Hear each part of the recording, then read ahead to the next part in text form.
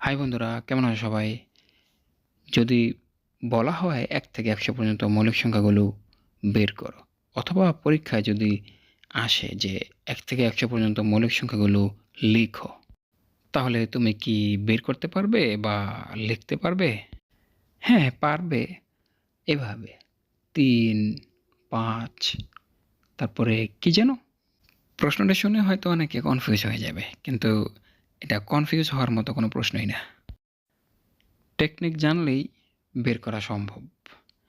আ এর আগে আমি মৌলিক সংখ্যা চেনার উপায় নিয়ে একটা ভিডিও দিয়েছিলাম। চাইলে সেটি দেখে আসতে পারো। ভিডিওটি অবশ্য আ বহু নির্বাচনী প্রশ্নের জন্য। আর এই ভিডিওতে তো পুরোটা বের করতে বলা হইছে। তো চলো শুরু করি। এটা যেহেতু পূর্ণাঙ্গ একটা প্রশ্ন, বহু নির্বাচনী প্রশ্নের মতো না। যেখানে মৌলিক সংখ্যা দেওয়া থাকবে, ১ টি বা ২ টি দেওয়া থাকবে, চিহ্নিত করতে হবে এরকম না। অনেকে জানো, তারপরও একটু ধারণা দেই। তো ১ম এ আমরা দেখব স্বাভাবিক সংখ্যা।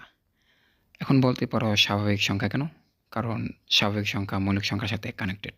এজন্য স্বাভাবিক সংখ্যাটা আগে দেখাচ্ছি। কিভাবে কানেক্টেড? এই ভিডিওটি দেখলে বুঝতে পারবে। তোমরা বলতে পারো স্বাভাবিক সংখ্যা কোনগুলো? স্বাভাবিক সংখ্যা হচ্ছে ধনাত্মক পূর্ণ সংখ্যা। কি বলছি? ধনাত্মক পূর্ণ সংখ্যা। ধনাত্মক পূর্ণ সংখ্যার আওতায় কোনগুলো পড়ে? ১, ২, ৩, ৪, ৫, ১৫, ২০, ৩০, ৫০, ১০০, ৫০০, ১০০০, ১,০০,০০০, তারপরে কি উপরে আছে কি?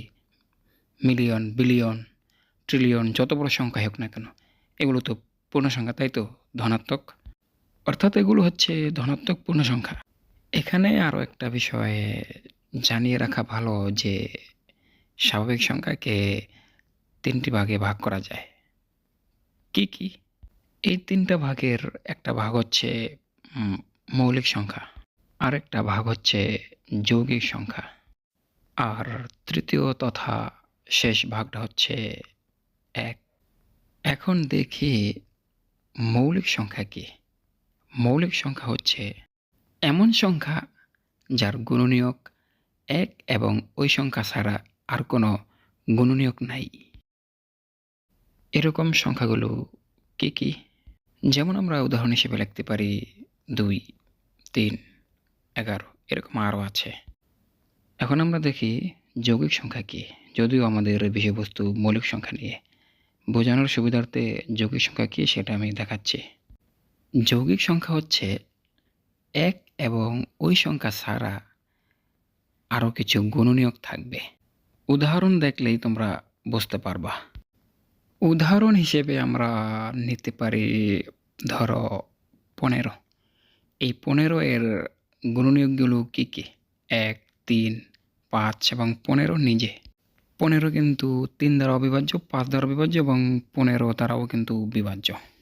এখানে দেখো ১ আর ১৫ বাদে আরও ২ টা এক্সট্রা গুণনীয়ক আছে, ৩ ও ৫। যেহেতু এক্সট্রা আছে সেজন্য এটা অর্থাৎ ১৫ যৌগিক সংখ্যা। এই যে এখানে ধারণা দিলাম, এখান থেকে কি আমরা বুঝতেছি না যে স্বাভাবিক সংখ্যা থেকে আমরা মৌলিক সংখ্যা পেলাম? প্রথমে আমি বলেছিলাম না মৌলিক সংখ্যা স্বাভাবিক সংখ্যার সাথে কানেক্টেড। কিভাবে কানেক্টেড এবার তো বুঝছো। মানে মৌলিক সংখ্যা কি আমরা স্বাভাবিক সংখ্যা থেকে পাচ্ছি না? এখন আমরা মূল আলোচনায় যাই যে মৌলিক সংখ্যা কিভাবে বের করব। মৌলিক সংখ্যা বের করার একটা খুব সুন্দর সূত্র আছে। সূত্রটি হলো 6n ± 1। এটা দ্বারা খুব সহজে মৌলিক সংখ্যা বের করা যায়। কিভাবে? দেখো, এখানে আরও একটা বিষয় বলে রাখা ভালো যে এই সূত্র দ্বারা ২ ও ৩ কে বের করা যায় না। ২ আর ৩ তো মৌলিক সংখ্যা, তাই তো? এখন বাকিগুলো বের করি। এখানে n এর মান বসিয়ে একবার বিয়োগ করব আর একবার যোগ করব। ঠিক আছে? প্রথমে n এর মান ১ বসাই, তাহলে ৬ কে ৬, যদি বিয়োগ করি তাহলে হয় ৫ আর যদি যোগ করি তাহলে হয় ৭। এখন n এর মান ২ বসাই, তাহলে হয় ৬ দুগুণে ১২, ১২ থেকে ১ বিয়োগ করলে হয় ১১ আর যদি ১ যোগ করি তাহলে হয় ১৩। এভাবে আর কি বের করতে হয়। তো এখানে আমি আরও কিছু বিষয় জানিয়ে রাখি। প্রথমত, যত মৌলিক সংখ্যা আছে সবগুলো এই 6n +-1 দ্বারা প্রকাশ করা যাবে। দ্বিতীয়ত, n এর যে কোনো মান বসিয়ে দিলেই এই 6n +-1 দ্বারা মৌলিক সংখ্যা বের হবে এমন কোনো কথা নাই। তবে ভিডিওটি শেষ পর্যন্ত দেখলে তোমাদের বিষয়টি ক্লিয়ার হবে। তৃতীয়ত, যখন 6n +-1 দ্বারা কোনো সংখ্যা বের করা হচ্ছে তখন এই 5 এবং 7 দ্বারা ওই সংখ্যা বিভাজ্য কিনা সেটা দেখা দরকার। এখন মান বসানোর দিকে যাই। আগে আমরা n এর মান 2 ধরছিলাম, এখন 3 ধরবো। তাহলে হয় 3 × 6 = 18। 18 থেকে 1 বিয়োগ করলে হয় 17, আর যদি যোগ করি তাহলে হয় 19। এখন n এর মান যদি 4 ধরি তাহলে হয় 424। 24 থেকে 1 বিয়োগ করলে হয় 23, আর যদি 1 যোগ করি তাহলে হয় 25। এখন এই 25 কি মৌলিক সংখ্যা? না, কারণ 25 5 দ্বারা বিভাজ্য, কিন্তু 23 মৌলিক সংখ্যা। এখন n এর মান যদি 5 বসাই তাহলে হয় 5 × 6 = 30। 30 থেকে 1 বিয়োগ করলে হয় 29, আর যদি 1 যোগ করি তাহলে হয় 31। এখন n এর মান যদি 6 বসাই তাহলে হয় 6 × 6 = 36। 36 থেকে 1 বিয়োগ করলে হয় 35, আর যদি 1 যোগ করি তাহলে হয় 37। এখন এই 35 কি মৌলিক সংখ্যা?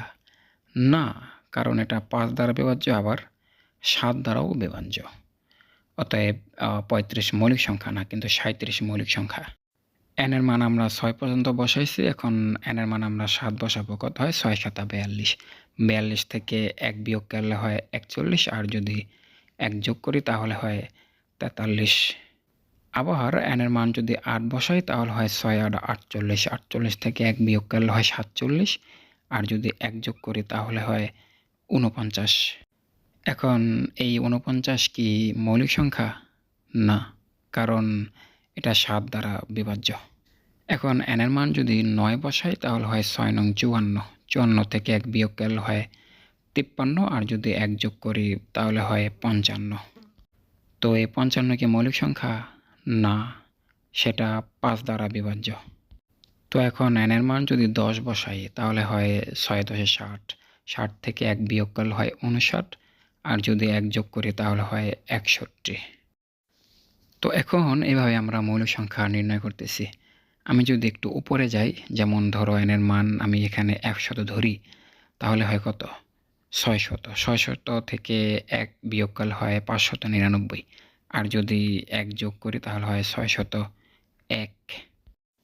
এই যে এখানে বড় দুইটা সংখ্যা বের হলো, এই দুইটা কি মৌলিক সংখ্যা? একটা বিষয় খেয়াল করো, এই সংখ্যা দুইটা কিন্তু 5 দ্বারা বিভাজ্য না, 7 দ্বারা বিভাজ্য না। অর্থাৎ বোঝাই যেতেছে যে সংখ্যা দুইটা মৌলিক। তবে এভাবে আর কি, যে এই সূত্র দ্বারা মৌলিক সংখ্যা বের করা যায়। তবে কথাটা আমি আবারও রিপিট করতেছি যে n এর মান বসিয়ে দিলেই, অর্থাৎ 6n +1 বা 6n - 1 সংখ্যায় যে মৌলিক এমন কোনো কথা নাই। কিন্তু যত মৌলিক সংখ্যা আছে সবগুলোই 6n +-1 দ্বারা প্রকাশ করা যাবে। অর্থাৎ হয় 6n +1 হবে, আর না হয় 6n - 1 হবে। এখন এই থেকে আমরা কি শিখলাম?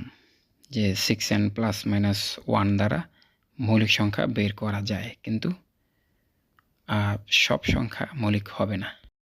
আবার আমরা এটাও শিখলাম, মৌলিক সংখ্যা স্বাভাবিক সংখ্যা থেকে পাওয়া যায়। অর্থাৎ এটা আমরা বলতে পারি যে সকল মৌলিক সংখ্যাই স্বাভাবিক সংখ্যা, কিন্তু সকল স্বাভাবিক সংখ্যা মৌলিক সংখ্যা না। তো আজকে এই পর্যন্তই।